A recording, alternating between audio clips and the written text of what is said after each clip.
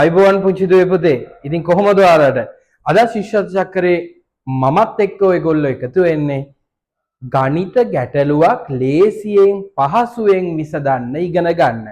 බලන්න පුංචි දුවේ පුතේ යටින් දීලා තියෙනවා ඔයාලට ගණිත ගැටලුව. වෙළඳ සැලක බිස්කට් ටින් තොගයක් ත්‍රිකෝණාකාර රටාවට ගොඩගසා ඇත. යටම පේලියේ බිස්කට් ටින් 6ක් තිබේ නම් එහි ඇති මුළු ටින් ගණන කීයද කියලා අහනවා.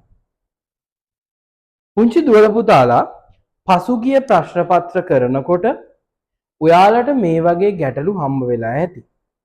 අනුමාන ප්‍රශ්න පත්‍ර කරනකොට යටම පේලියේ මෙච්චරක් තියෙනවා මුළු ටින් ගණන කීයද? කිරිපිටි ටින්, සැමන් ටින් ත්‍රිකෝණාකාර රටාවකට ගොඩගසා තියෙනවා. යටම පේලියේ 10ක් තියෙනවා නම් මුළු ටින් කීයක් තියෙනවද? මේ ප්‍රශ්නේ ඔයාලට හම්බ වෙලා ඇති. ඉතින් මම පුංචි වෙලාවක් දෙන්න මේ ගැටලුවට තනියම උත්තරයක් හොයන්න.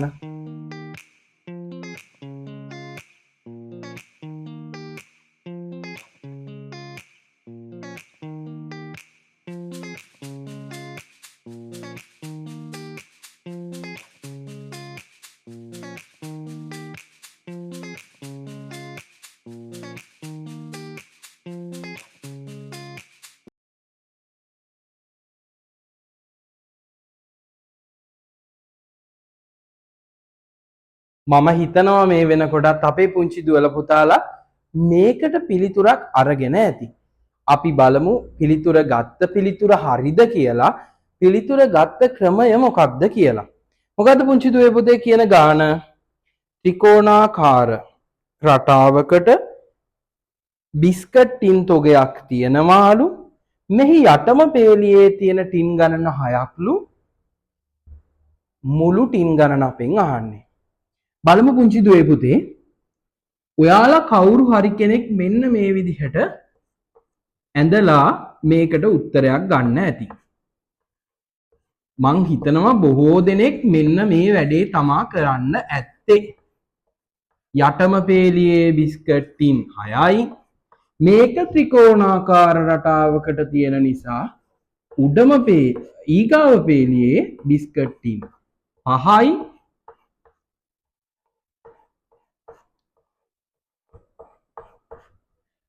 උඩම පේලියේ තියෙනවා මේ අතරතුර තව පේලි තියෙනවා මම ඒ ටික අඳින්නේ නැහැ. උඩම පේලියේ බිස්කට් ටින් 1යි. මම හිතනවා ගොඩක් දෙනෙක් මෙන්න මේ රටාව අනුගමනය කරන්න ඇති කියලා. හැබැයි පුංචි දුවේ පුතේ මම අද ඔයාලට කියලා දෙනවා මෙහෙම ගැටලුවක් ආවොත් ටින් තොගයක් ත්‍රිකෝණාකාර රටාවකට තියෙනවා.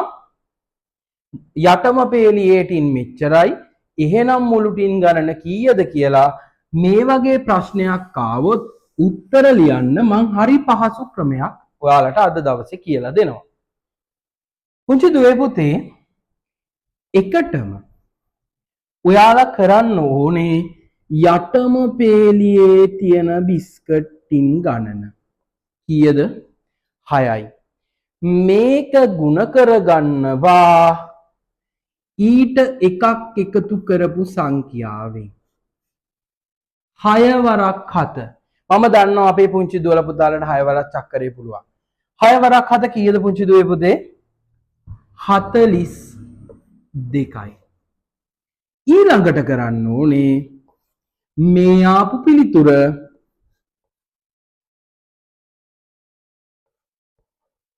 දෙකෙන් බෙදා ගන්නවා.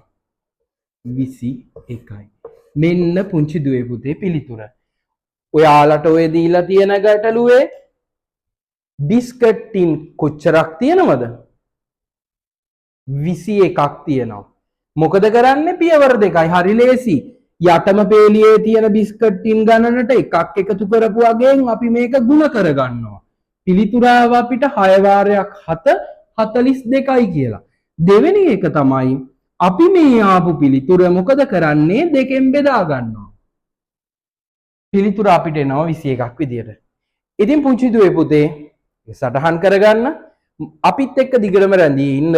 අපි ගණිත ගැටලු විසඳන අලුත් ක්‍රම, කෙටි ක්‍රම, ප්‍රශ්න පත්‍ර සාකච්ඡා කිරීම එක්ක අපිත් එක්ක දිගටම ගිහිල්ලා ශිෂ්‍යත්ව විභාගය හරිම ලේසියෙන් පහසුවෙන් බය නැතුව ගොඩ දාගන්න, පාස් වෙන්න ඉගෙන ගමු. ඉතින් පුංචි දුවේ පුතේ එහෙනම් මම අදට සමු ගන්නවා. ඔයාලා හැමෝටම අයුබෝවන්, තෙරුවන් සරණයි.